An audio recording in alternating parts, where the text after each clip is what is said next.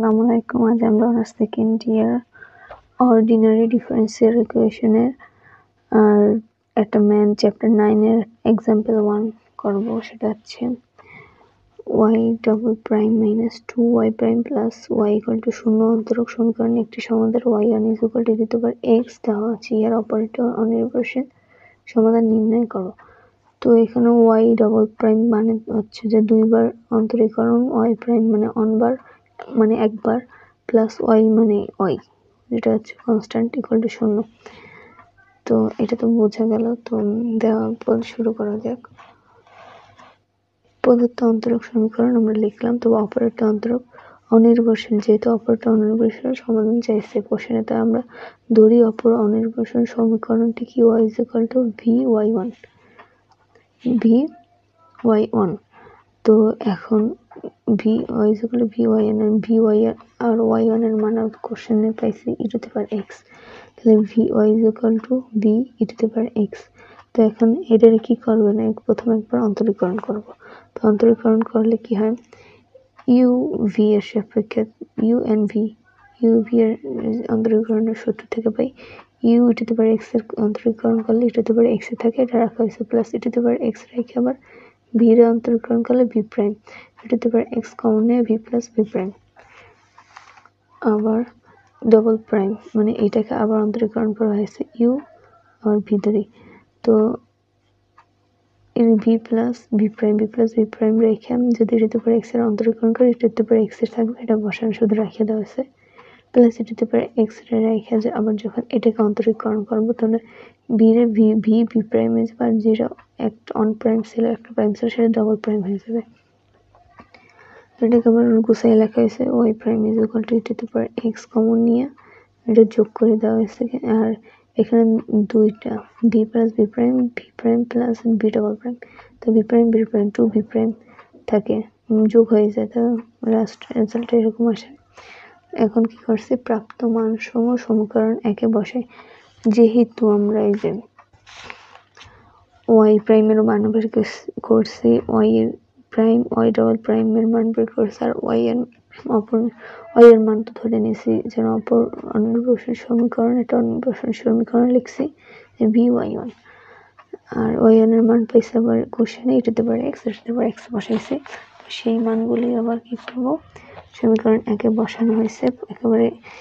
এই যে প্রথমে y ডাবল প্রাইমের মানটা বসানো হয়েছে, মাইনাস 2y প্রাইম ছিল, তো 2y প্রাইমের মান 2 রেখে y প্রাইমের মান প্লাস y ইকুয়াল টু কি পাইছিলাম v e⁻x ইকুয়াল টু 0।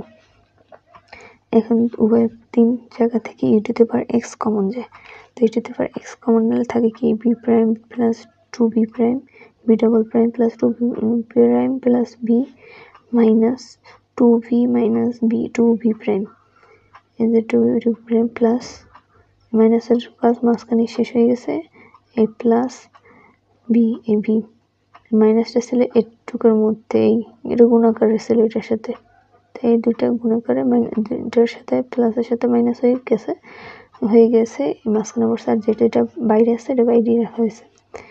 তো এইখানে e⁻x আর এখানে সব কাটাকাটি গেছে, 2v প্রাইম b আর 2v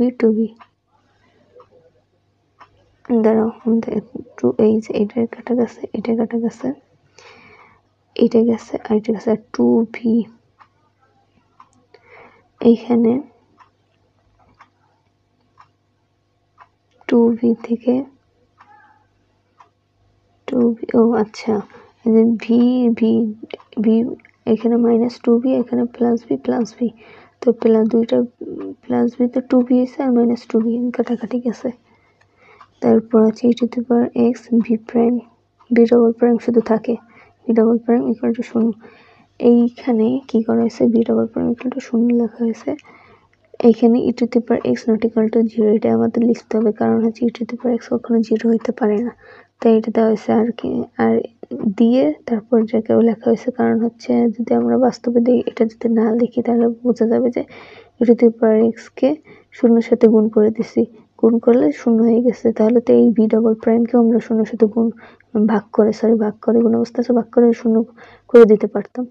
হ্যাঁ, তাহলে বি ডাবল প্রাইম, তাহলে এখানে সম্পূর্ণটাই তো শূন্য হয়ে যেত, কিন্তু সেরকম কিছুই করা হয় নাই, যেহেতু e to the power X not equal to শূন্য, তার মানে কি এটা শূন্য হতে পারে না। তাই আমরা কি করছি, 1 বা এটাকে শূন্য না ধরে এটাকে মানে এটাকে টোটালি বোঝানো হয়েছে, তাহলে এটাকে শূন্যর সাথে গুণ করা হয় নাই বা ভাগ করা হয় নাই। আর এটাকে ই টু দি পাওয়ার এক্স দ্বারা উভয় পক্ষে যদি আমরা ই টু দি পাওয়ার এক্স নেই উভয় পক্ষে, তাহলে তো এটা কাটাকাটি গিয়ে অন হয়ে যায়, সেরকম ভাবে করা হয়েছে। আর এইটা বলে দেওয়ার জন্য, এটা বলে দেওয়া হয়েছে, এটা লেখা লাগবে কোশ্চেনে, এটা লেখা খুবই গুরুত্বপূর্ণ, তাহলে এই কনফিউশনটা থাকবে না। তাহলে V double prime equal to শূন্য। এখন কি করেছে, উল্টা ইন্টিগ্রেশন করা হয়েছে, যে ভি ডাবল প্রাইম শূন্য, কনস্ট্যান্ট ভ্যালু, তো কনস্ট্যান্ট ভ্যালু সমাকলন ধ্রুবক, তাহলে আমরা ভি প্রাইমে একটা সিওন দিতে পারি, কারণ হচ্ছে আমরা ভি প্রাইমে যদি ইন্টিগ্রেশন করি ভি প্রাইমে, তাহলে কি ভি ডাবল প্রাইম ইকুয়াল কি আসবে, শূন্য আসবে, কারণ এটা তো ধ্রুবক, তো শূন্য, তো একটা, তাহলে কি এখান থেকে এখানে গেলেই শূন্যই আসে, তার মানে কি এখান থেকে এখানে গেলে ভি প্রাইম ইকুয়াল টু সিওনই হবে। আবার আছে এই একটা, দেখো এটা বোঝানোর জন্য দেওয়া হয়েছে, এটা একটু বেশি কঠিন। এখন তো আমাদের C1টা তো একটা ধ্রুবক রাখতে হইবে, C1 ধ্রুবক রাখতে হইবে, এই যদি এটাকে আবার ইন্টিগ্রেশন করা হয় বিপরীতে ভি, তাহলে কি এটা রাখতে হবে, যে যেরকম এইটাকে এইখান থেকে নিচ থেকে উপরে যায়, তাহলে বোঝা যাবে। এখানে যদি ইন্টিগ্রেশন করা হয় তাহলে কি V prime equal to extra 1 হয়ে যাবে, আর C2 শূন্য হয়ে যাবে, তাই থাকবে কি C1, সেরকম ভাবে এটা করা হয়েছে। আর এটা সূত্র না, এটা বোঝানোর জন্য এটা দেওয়া হয়েছে, যে ইন্টিগ্রেশন সিয়ান ডিএক্স, সিয়ান যেহেতু ধ্রুবক, এরকমটা সিয়ান যেহেতু ধ্রুবক, তো সিয়ানটা বাইরে রাখে, ইন্টিগ্রেশন ডিএক্স, তো ইন্টিগ্রেশন ডিএক্স ইকুয়াল টু কি জানি, যে সিয়ান এক্স জানি না, তো এই সিয়ান এক্স, সিয়ান ধ্রুবক লিখলাম এক্স, আর যেহেতু এটা সমাকলন, এই সমাকলন একটা ধ্রুবক লিখতে হবে, এই লেখা এরকম, এই যে সিয়ন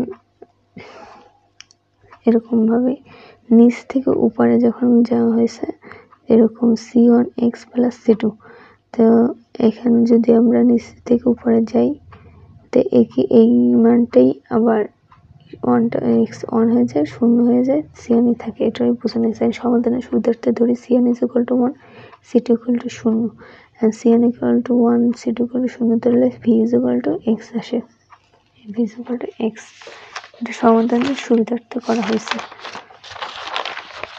তো এইখানে দেওয়া হয়েছে, সুতরাং অপর অনির্ভরশীল সমাধান y2 is equal to vy1, তো আমরা প্রশ্নের প্রথমে লিখছিলাম অপর অনির্ভরশীল ধরি, অপর অনির্ভরশীল সমাধান y is equal to vy1 লিখছি, তার এখন যেহেতু আমরা কাঙ্ক্ষিত মান পেয়ে গেছি, তার জন্য y2 is equal to vy1, R v এর মান পেয়েছি x, আর y1 এর মান কোশ্চেনে দেওয়া আছে এটাতে পারেন x, এটা বসাই দেওয়া হয়েছে, এটাই অ্যান্সার।